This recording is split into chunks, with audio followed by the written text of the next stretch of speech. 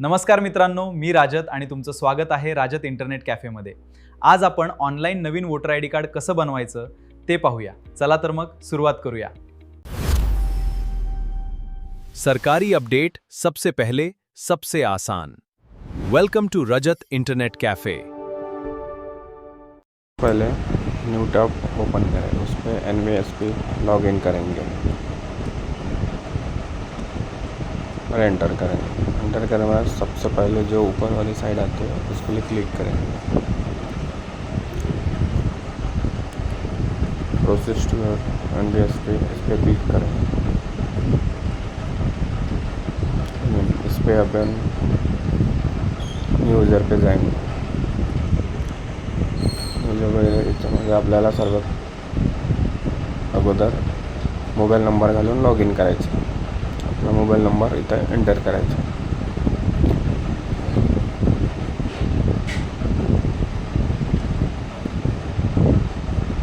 चला, याच्यामध्ये आपण मोबाईल नंबर एंटर करून लॉग इन करून टाकू. मोबाईल नंबर टाईप करून टाकू.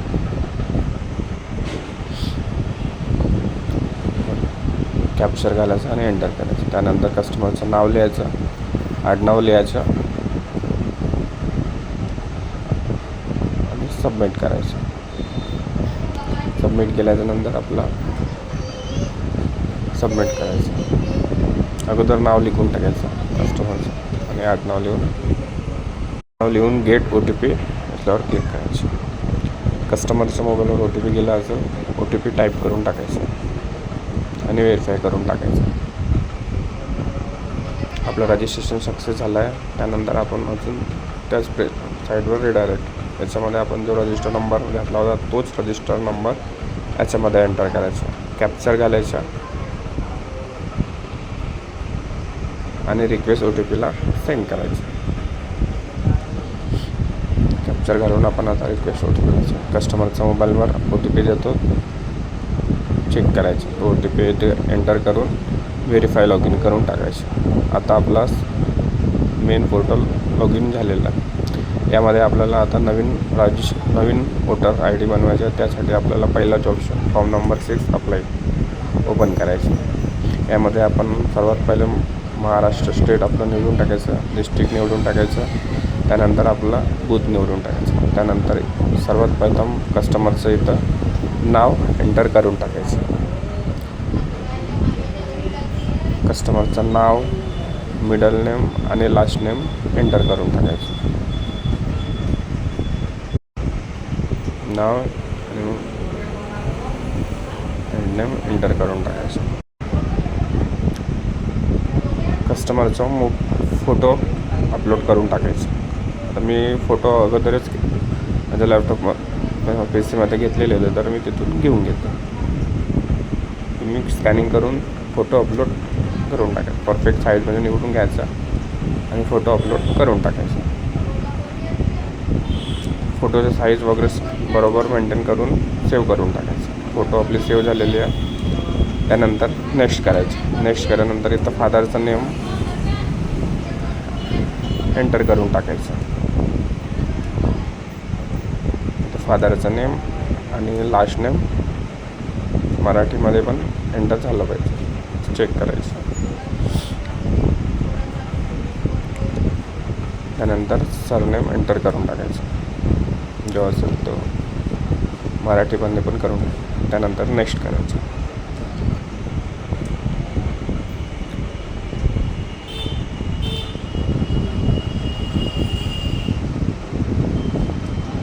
इलेक्शन नाव वगैरे सगळं व्यवस्थित चेक करून टाकायचं आणि नेक्स्ट करायचं.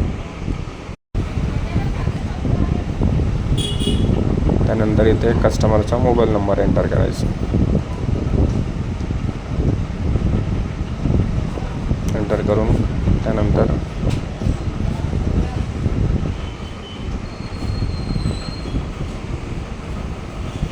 कस्टमरचा आधार कार्ड नंबर एंटर करून टाकायचा. आधार कार्ड पूर्णपणे व्यवस्थित करून टाकायचं. त्यानंतर कस्टमरचं जेंडर निवडून त्यानंतर समोर जायचं आणि कस्टमरचा डेट ऑफ बर्थ एंटर करून तिथे लिहून टाकायचं. एंटर करून टाईप करून टाकायचं. त्यानंतर आता आपल्याला एज प्रूफ म्हणून एक डॉक्युमेंट अपलोड करायचं, तर आपण आधार कार्ड अपलोड करून टाकू. माझ्याकडे ऑलरेडी होतं, तुम्ही स्कॅन करून अपलोड करून टाकायचं. कस्टमरचे इथं आधार कार्ड नंबर आधार अपलोड करून टाकायचं. आधार कार्ड एंटर केल्याच्या नंतर आता आपल्याला ॲड्रेस लिहायचं. कस्टमर कुठं राहतो त्याचा आधार कार्डवरून आपण इथं ॲड्रेस एंटर करून टाकू. सर्वप्रथम त्याचा फ्लॅट नंबर, तो कुठं, कोणता एरिया कोणता आहे, त्यानंतर गावाचं नाव एंटर करून टाकायचं. आपण ज्या गावामध्ये कस्टमर ज्या गावामध्ये राहतो त्या गावामध्ये त्याचं गाव लिहून पिनकोड टाकून तहसील, डिस्ट्रिक्ट, स्टेट सगळं काढून ॲड्रेस एंटर करून टाकायचं.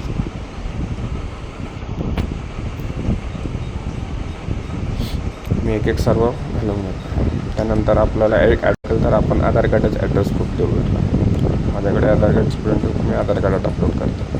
त्यानंतर नेक्स्ट करायचं. त्यानंतरच्या ह्या कॉलममध्ये सोडून द्यायचं, त्याच्यामध्ये घालायचे का.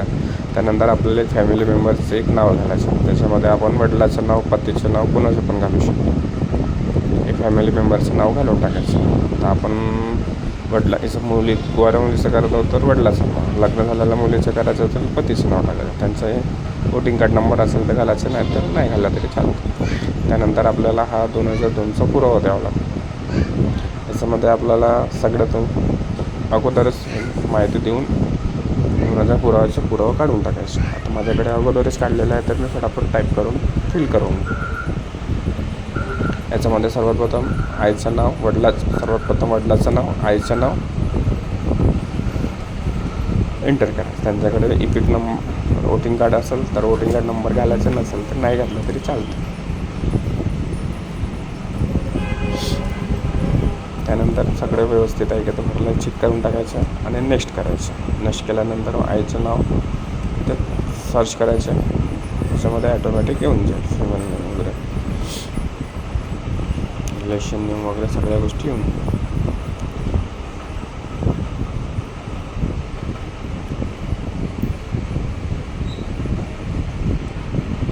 आपण आता एक एक सर्व गोष्टी बनवतो.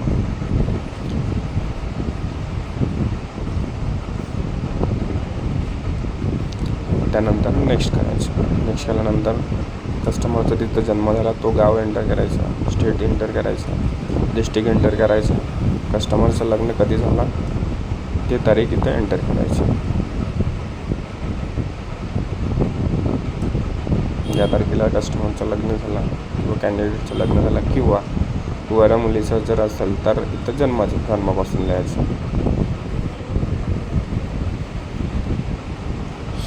त्यानंतर जिथं आपण राहतो आता तिथचा ॲड्रेस इथं लिहून टाकायचा. त्यानंतर कॅप्चर टाकून सेंड OTPवर क्लिक करायचं.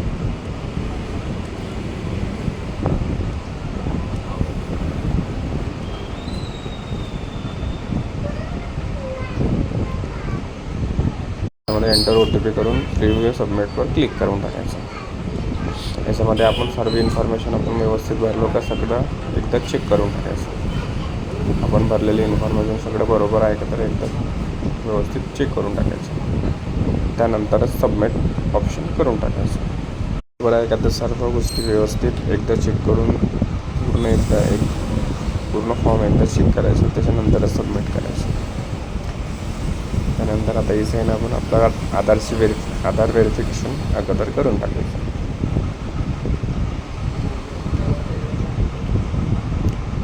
थोडासा साईडचा प्रॉब्लेम असू शकतो, हा थोडासा वेळ घेतो. ठीक आहे, नाही झालं तर दुबारा एकदा करायचं इसाईन अँड सबमिट म्हणून. ॲटोमॅटिक रिडायरेक्ट होऊन आधार कार्डच्या व्हेरिफिकेशनच्या याच्यामध्ये सर्वप्रथम आपल्याला आधार कार्ड नंबर टाकायचा. कस्टमरचं आधार आपलं व्हेरीफाय करून घ्यायचं. कस्टमरच्या इथं आधार कार्ड नंबर टाकायचा आणि OTP पाठवून टाकायचा कस्टमरच्या मोबाईलवर. कस्टमरच्या मोबाईलवर OTP आले असेल ते इथे एंटर करायचं. आता कस्टमरच्या मोबाईलला OTP आली, आपण चेक करून टाकायचं आली की नाही आली असेल तरी इथे एंटर करून टाकायचं.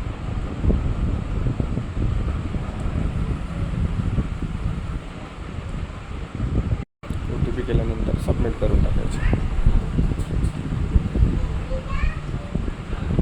आपलं रजिस्ट्रेशन इथं पूर्ण कंप्लीट झालेलं आहे. त्याच्यामध्ये डाउनलोड इन्व्हॉल्वमेंट स्लिप काढून टाकायचं.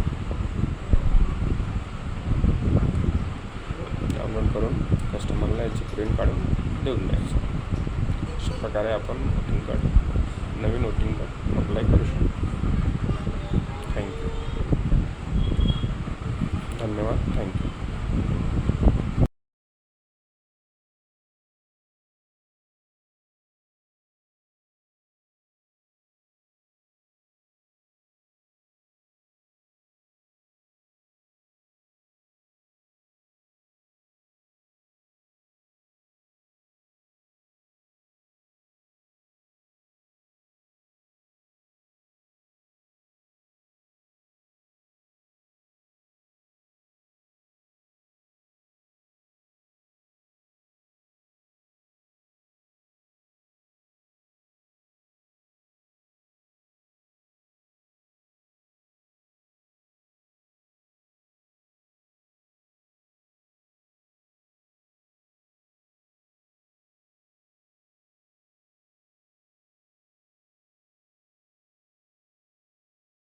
जर हा व्हिडिओ तुम्हाला उपयुक्त वाटला असेल तर व्हिडिओला लाईक करा, शेअर करा आणि अशाच सरकारी योजना, ऑनलाईन फॉर्म आणि नवीन अपडेट्ससाठी रजत इंटरनेट कॅफे चॅनलला सबस्क्राईब करायला विसरू नका.